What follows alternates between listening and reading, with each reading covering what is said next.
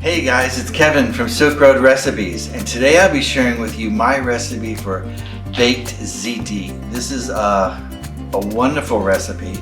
The pasta is made with the Bolognese sauce, but what I like to do is pour all of that in layers. So you have the pasta and the Bolognese sauce on the bottom, a layer of cheese, the remaining pasta Bolognese sauce on top, and then pour a beaten egg on top of that, and then provolone cheese, Parmesan cheese, and bake that.